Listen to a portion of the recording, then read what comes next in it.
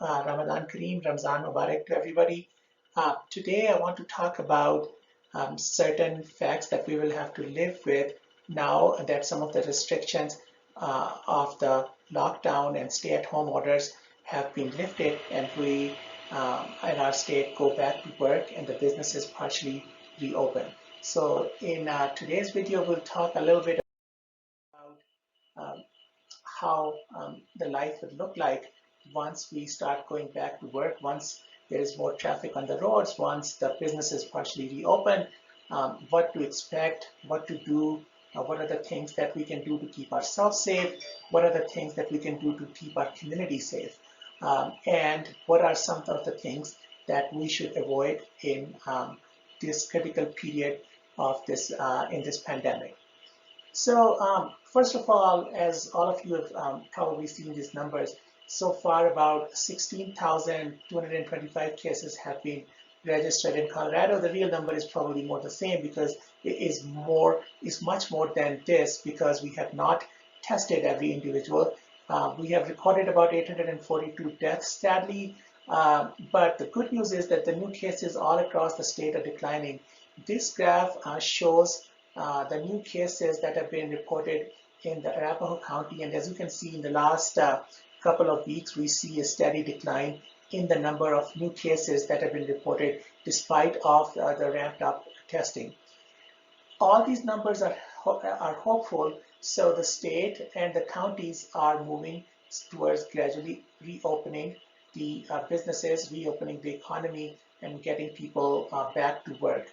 As you have probably heard, Governor Polis has, started to reopen businesses, especially in the counties that are not as affected.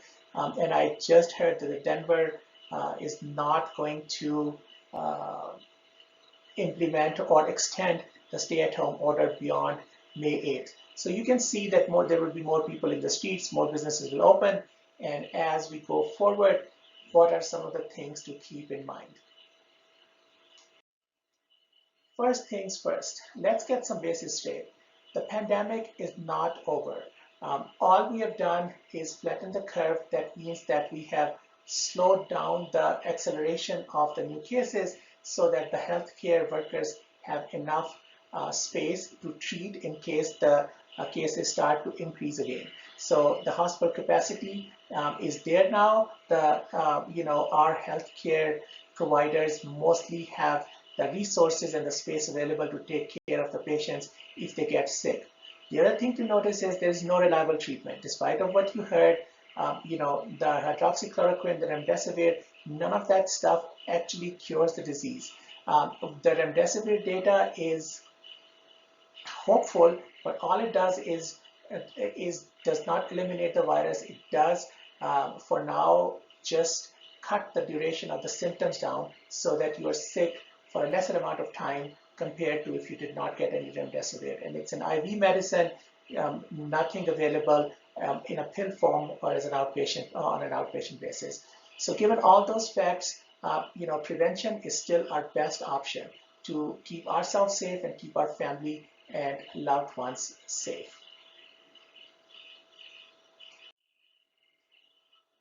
One thing that I've heard a lot about is herd immunity.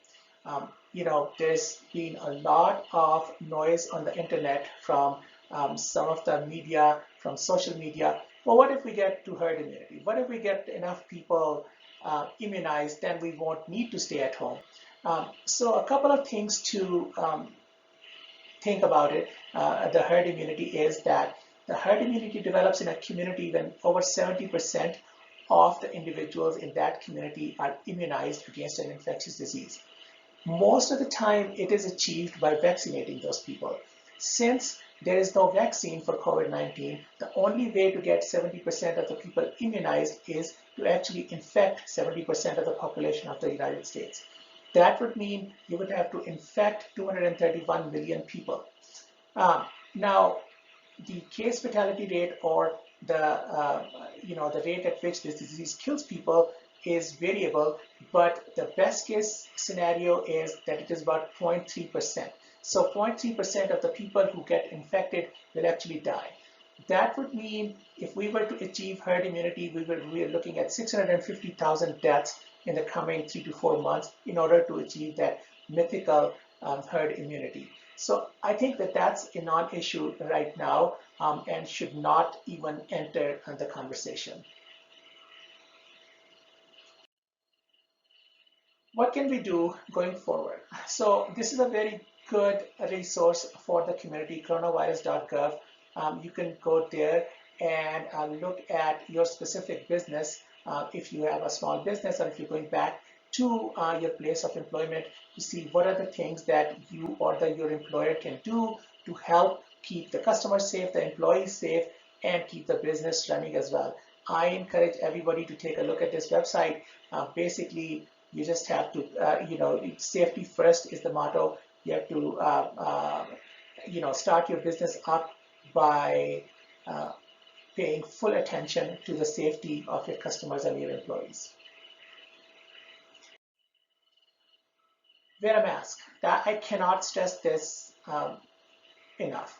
A mask which does not need to be a surgical mask or an N95 or an N99, one of those big OSHA masks. All you need to do is have a face covering, a cloth mask, a scarf, a niqab, a hijab, anything that you can get your hand on. What it does is it prevents you from getting exposed, and it also prevents other people to get exposed to your droplets. I will attach a video from New England Journal of Medicine at the end of this video that will show you what a powerful weapon a mask is in this fight. When we speak softly or loudly, droplets escape from our mouth, and they can actually travel a fair distance depending on how loudly we are talking. And it is dramatic when you wear a mask, you actually pretty much stop the flow of droplet from you to the other person. You can take care of your mask by taking it off, not touching the front of it at the end of, when you've stopped wearing it, take it off from the back. You can put it in direct sunlight for a while to get it decontaminated. You can wash it with soap and water. You can launder it with your other clothes. It does not, it does not matter. It does not transmit the virus to your other clothes. It gets washed away in the washing machine. It also prevents you from accidentally touching your face and your nose, which is a big risk for getting the COVID-19 virus.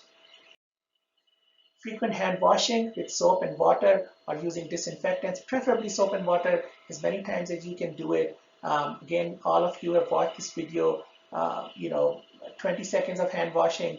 Don't touch the faucet or the controls with your hands after you've washed your hands, and just keep doing it after every contact when you go outside, when you come back home, you're in your car, you're at a place of work. Multiple hand washing is going to really help your chances of not getting infected. What are some of the things that you can do to stay safe in this new environment? Avoid large gatherings. Unfortunately, no iftar parties, most likely no Eid namaz. And I know that makes it very sad, but you're doing it for every other member of your community, especially those who are vulnerable, especially those who are your elderly. So even though this makes us sad in this Ramadan, we will have more Ramadans, inshallah. We will get more opportunity to socialize. We can make up for all that. Limit unnecessary travel and avoid public transport. Airplanes and public transport are a big mode of transmission. If you don't have to, if you can avoid it, please do. Protecting the vulnerable is a very important thing that you should do that. Most of the studies show that people at the highest risk of getting sick and dying from this disease are those who are over 70, and there is also moderately high risk for people who are between 60 and 70. So if you have such, especially those people who have other conditions like diabetes and high blood pressure along with their age. So if you have individuals like that at your home, grandma, grandpa, uncles, aunts, parents, please limit your contact. Please keep them safe. Now, I don't want you to lock grandma in the basement, but you can do basic common sense steps. Like when you come back from work from outside, keep an extra set of clothes in your garage. Change there. Wash your hands. Leave your shoes outside before you interact with your parents and with your elders. Um, and so those kind of things will protect you. Monitor your own symptoms. If you start having fever or shortness of breath or a dry cough that won't go away, if you lose your smell or taste, those are some of the early factors. You can go talk to your doctor. If most of the physicians have set up good telehealth lines that you can talk with, but if you don't have a primary care physician, please go to Colorado Health Department website and they can provide you with resources of whom to contact. Uh, Please exercise, get some sunshine, keep hydrated. I know it's Ramadan. You can go before iftar. I've been riding my bike. It is really helpful, freshens you up, and also builds your immunity and keeps you safe. Um, Hygiene at home and work. We've talked a little bit about that. Some of the things not to do. Do not give in to false security. Again, as we talked about earlier, this pandemic is not over. The heat is not going to kill the virus. If the heat and humidity would kill the virus, Singapore would be virus free by now. Do not try internet remedies without checking. There is a gazillion remedies out there, from steam inhalation to different teas to herbs to um, I don't know what else. Most of the herbal supplements are safe, but if you have underlying heart conditions or high blood pressure or diabetes, some of these can have a high amount of glucose. Some of these teas can have high caffeine content that can cause your heartbeat to go higher or your blood pressure to shoot up. So please check the contents before using. Please use your common sense. Do not reuse disposable gloves. That is just a short measure, a short way of spreading the virus even more. Try not to touch your face too much. I miss those iftar parties too, man. But you know what? Man's got to do what a man's got to do. And finally, do not give up. This is not a permanent thing. We've only been indoors for a month. I know it seems longer, but this too shall pass. Special populations to think about. Elderly, we talked a little bit about. Children are getting cabin fever. They're getting really tired. They're getting scared. Some of the children don't want to go out anymore. They are spending too much time on their phones, the TV screens. Please help them, engage with them, educate them, arrange activities. You can do online activities with other kids involved, so that they do not have that risk of just getting very isolated and depressed. People with disabilities, economically challenged, and neighbors, please look around yourself, see if anybody needs help. These are the times when communities come together and take care of each other. And I know that there are people in our community who are doing stellar job. Please keep it up. Please stay connected on those WhatsApp groups or the Facebook groups or chat groups or whatever, and help each other. We are all in this together, and it really takes a village to get through this.